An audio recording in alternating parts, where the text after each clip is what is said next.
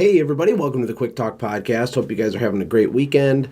I'm going to play you a short clip from a little training video that is actually inside of Send Gym. One of the cool things about our software is, we mail postcards and greeting cards and letters and voicemail bombs. We have a lot of cool features, but one of the things that I thought was important that I think makes our company unique is we go pretty heavy on our customer education. So when you, a lot of you guys are customers, but when you're in there, there's a tab called education, and there's tons of videos and trainings and stuff. And when you watch these little videos that help you with your business, you actually generate free credits. So you can mail a postcard or 2 or 5 postcards for free just for teaching yourself business stuff. It's been one of the smartest things we've done. Our customers absolutely love it. It gamifies it. It helps us build a better relationship with our clients. But I was going to do a podcast on employees today and just give some quick tips. And then I realized, hey, I'm just going to use the audio from this video that's inside of our education area inside of Send Gym. So I hope you guys like it, and I'll talk to you tomorrow. Take care. God bless.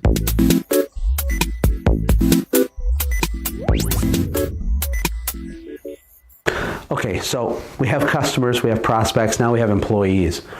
I am shocked by the small number of people that actually actively and intentionally invest in marketing and the relationship and thinking long term with their team members, with their staff. It gets me worked up. It gets me worked up because it's crazy to me. I'm not talking about being a buddy to all your employees and being a doormat and being like, well, hey, we really like you. I'm not talking about that. I'm talking about being strategic in the way that you invest in the relationship with your staff. So how does your company get money? Your company gets money from who? Customers, right? And how are your customers served? Well, by your staff, by your employees. And let me ask you a third question. How well are your customers served? Well, I can tell you something. It depends. It depends on your employees and what the company culture is like at your office and what levels of accountability there are. How do you get employees that do the right thing when no one's looking? How do you get the employees that are happy to work the extra shift or come in on a weekend because they're part of a team and it feels real and you're invested in them? That is the essence of what I'm talking about with employee relationship marketing. I can tell you, especially with young people, and this is true for everybody, but especially with the millennials, the 20 to 30-year-olds, if you can find a way to just hit pause every so often, once a month, once a quarter, and say, hey, I recognize what you're doing. You're doing a great job. I just want to say thank you. If you do that for these people, okay, they will go to war for you. They will climb Mount Everest for you. And it's not about manipulation. It's about serving them. Part of relationship marketing has to do with finding ways to serve, to give. I have a friend in New Jersey. His name is Brian Hegarty. And he sits down with his employees and he teaches them financial planning. He teaches them how to balance a checkbook.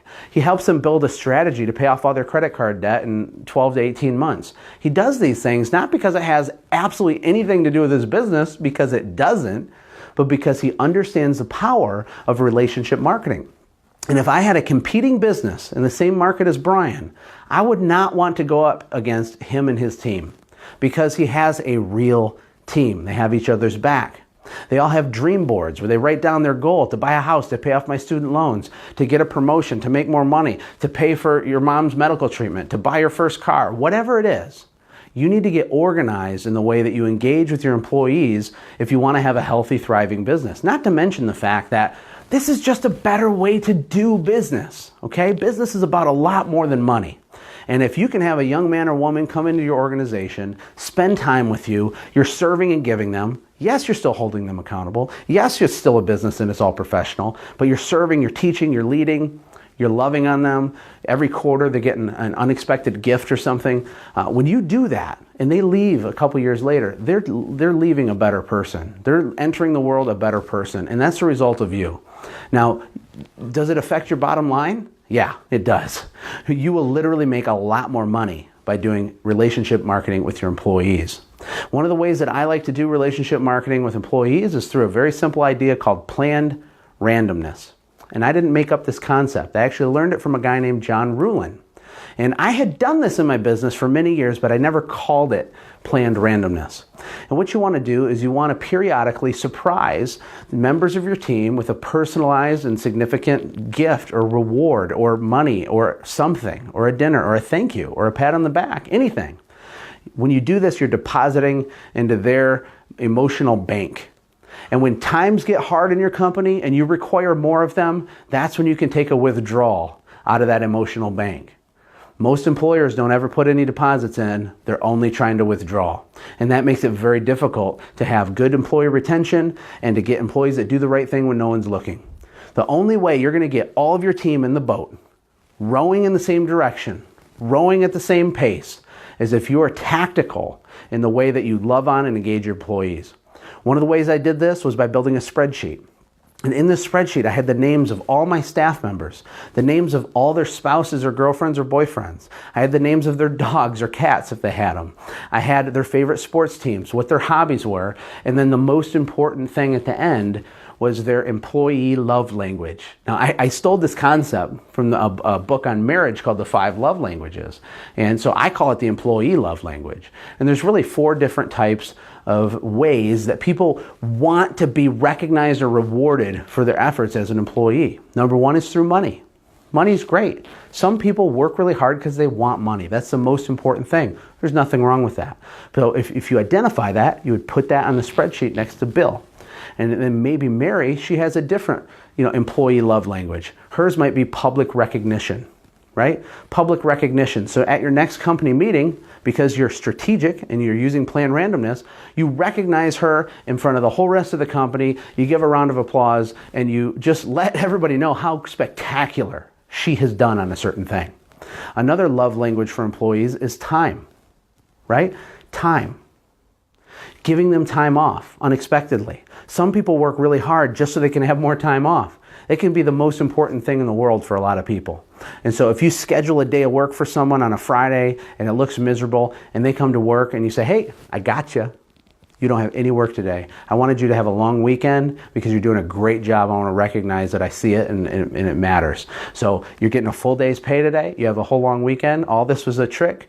Have a great time. Now that is a simple example of planned randomness to an employee whose employee love language was time. Can you see where I'm going with this? And the last one is words of affirmation. A lot of people grew up in fatherless homes or in dysfunctional homes, and they've never had a person that they look up to in their entire life ever tell them good job. They've never had anybody tell them and look them in the eye and say, you know what, I see a lot of potential in you. Now, here's where it's critical that you're authentic. Okay? People can smell a phony a mile away. You need to really try to understand what the potential is in all of your different team members, where their strengths are, where their weaknesses are. If you can figure those things out and identify the best to your ability what their love language is, and then put your arm around the neck of the one guy coming in late and say, man, you're just doing a great job. Like, wow, how'd you learn to work so hard? And also I noticed you did this one thing we didn't even ask you to and you did it. That's amazing, man. Thank you. That one tiny investment, that deposit in the emotional bank of that guy will give you a return on your investment that's impossible to measure, but I can tell you it's real big.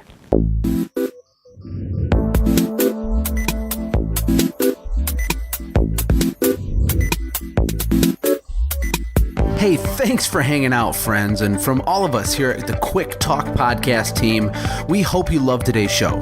We hope that you were inspired to become a doer and not just a listener. Apply what you've heard today in your own business and watch things change for the better. Lastly, remember that all the money in the world can't save your soul.